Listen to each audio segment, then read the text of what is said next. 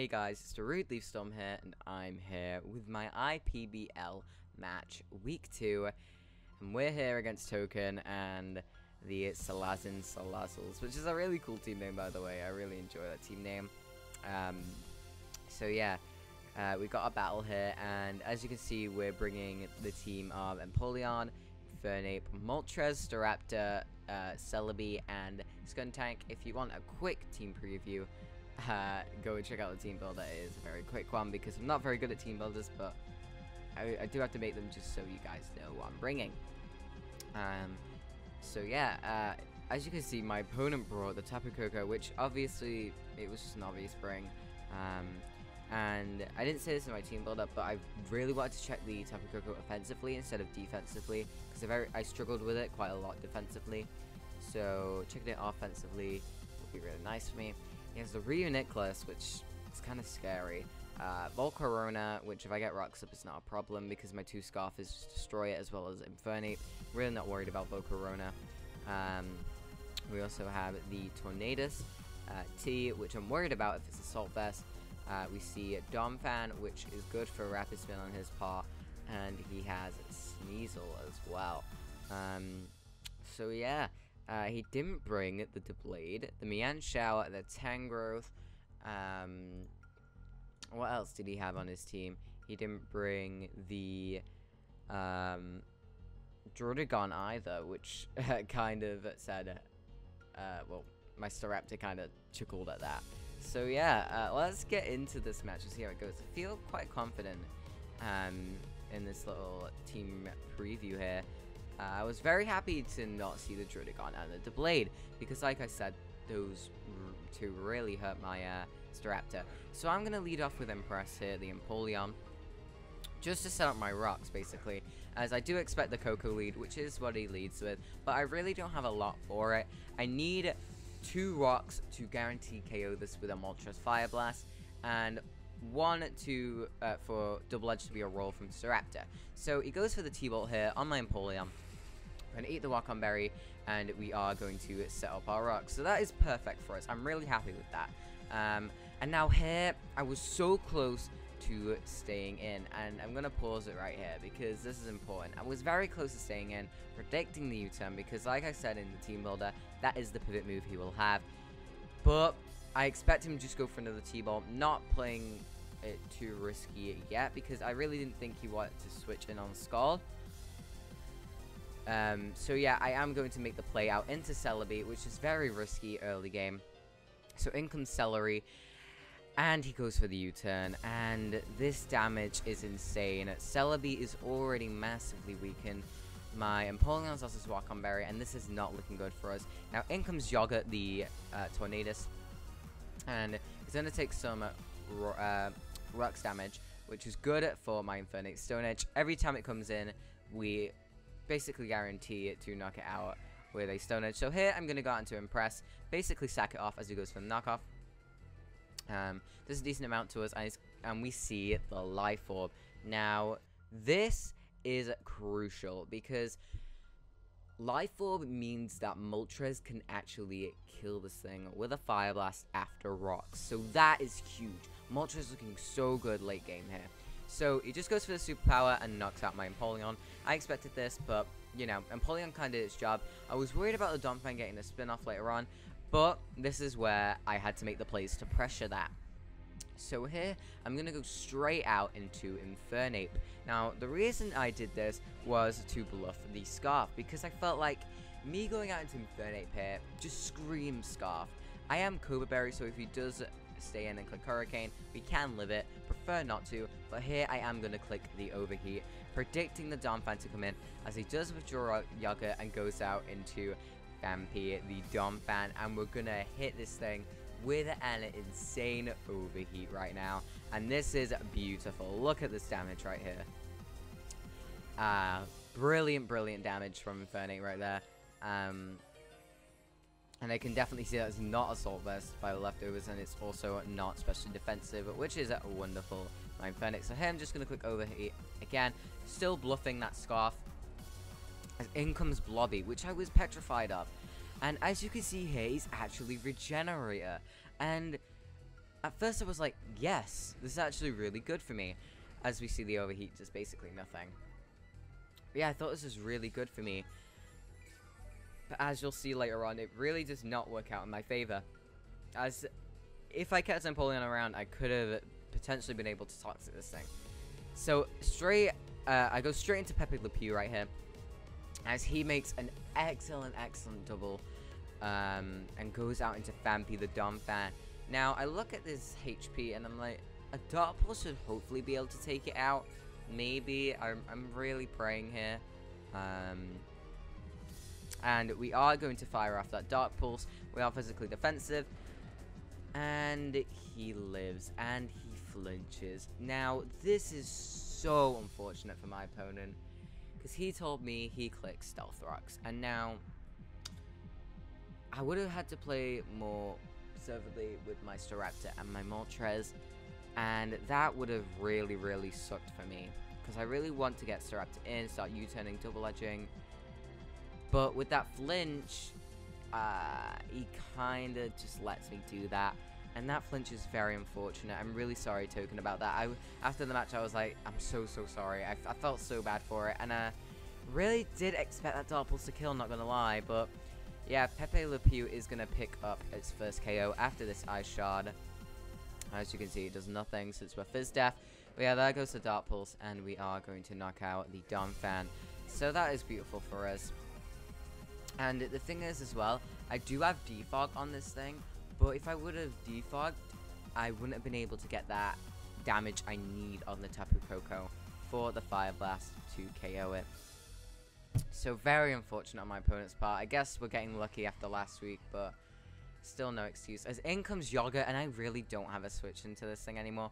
Very tempted to just sack Celebi, but I kind of thought the Go C move could work out versus Reuniclus. However, I felt like Skuntank was definitely a lot better, and I definitely regret this play looking back at it. As to go for Sludge Bomb, and it does not do a lot. But now we are getting this Tornadus pretty low, and here I do just stay in with my Skuntank, and he is going to be able to knock us out with the Hurricane. So down goes Pepe Le Pew. He got a kill, so I'm happy, and we don't need the defog anymore. So that's kind of why I sacked him off there. So here I got into Edgy, because I think it's pretty obvious that I'm going to be Scarf Staraptor this match. So yeah, I am just going to click Double Edge, I believe, as he does sack off his Volcarona, hoping to get the Flame Body, I'm guessing. So yeah, we are going to click that Double Edge, and Staraptor is going to claim alive, being the Volcarona, and he does not get the Flame Body, thank goodness. And that's a huge sweeper down on my opponent's side. So in comes Blobby here, and now, depending on his set, I actually could knock him out with 2. But I felt like Staraptor was just such a huge win condition right here that I do need to save him. And I am going to make the play out into Celebi, hoping I can get the Go C move off on him. And he switches out again. I'm just getting played this match, and in comes Yoga the Tornadus. I'm getting played this match. Like last week, I was doing pretty decent against my opponent. This week, I am not doing so hot. But here, I do make a nice play as I got into Lewis, expecting the U-turn. And this was very risky, but I felt like he had to do this, or else he basically had to sack another Pokemon to Staraptor's Double Edge. Because if he clicked Knockoff, I just knocked out my Celebi, then Staraptor came in and claimed the life. So in comes Cocoa Butter right here. And I knew after one Rocks thing, it was a like 40% roll to knock this Coco out, and I really did not want to risk that right here because he definitely could have some HP investment. So I am just going to sack off my Celebi. Unfortunately, Celebi not doing much at all as he goes to the T-Bolt. Knocks me down to 1 HP, so we are going to live it. And here, fortunately for me, he actually goes for the U-turn, and that allows him to take more Axe damage when he comes back in, so my Moltres can definitely KO it with the Fire Blast. So out goes Cocoa Butter right here. As the pick'em predicted, Coco's just running through me right now.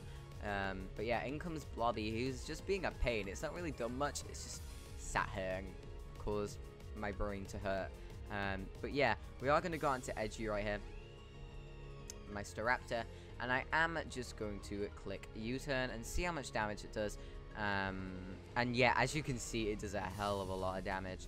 And Double Edge does quite a considerate amount more. So here I am going to go onto Lewis because I know I could take a Side Shock. So there's my pressure, as he does go for the Side Shock. And here's where the rocks really would have helped him, because I'm pivoting between my flying types. And yeah. And if I would have defogged the rocks, I never would have known that this lobby is actually magic regenerator until he switched out. So yeah, he is just going to sack off his Tornadus here to my Moltres. He basically had to pick a sack. So yeah, I am going to be able to connect my Fire Blast, fortunately. And down goes Yogurt the Tornadus. So the electricity disappears, and in comes Blobby again. And this thing is just being a pain, switching in and out, in and out, in and out.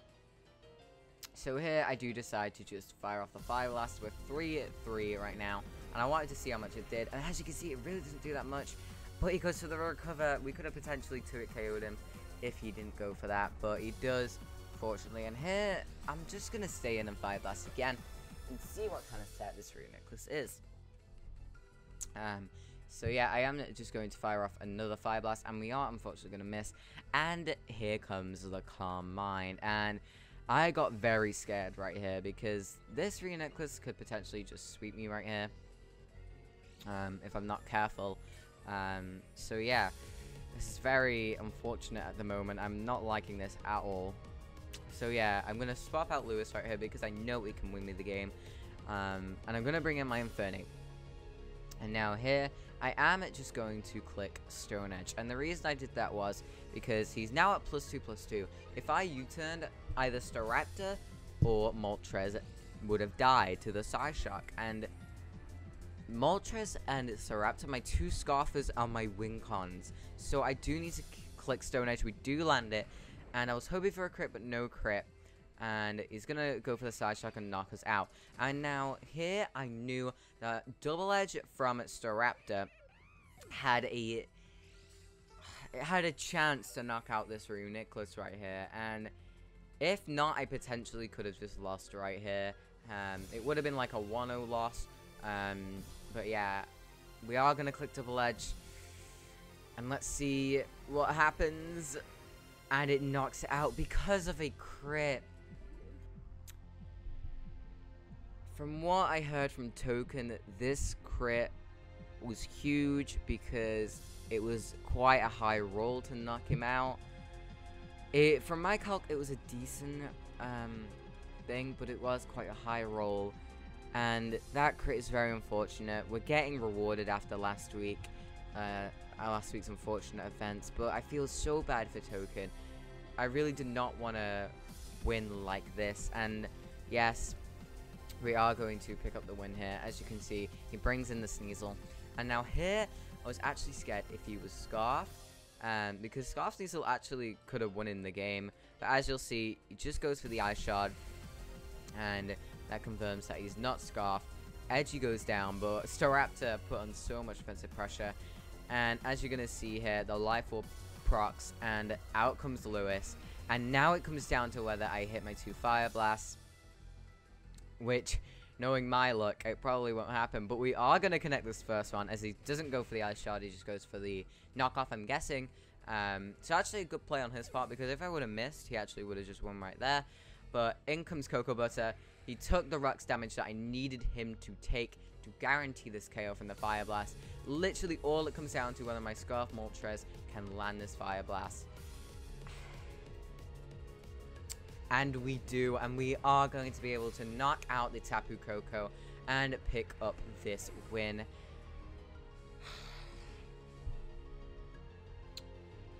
There's not a lot I can say about this match.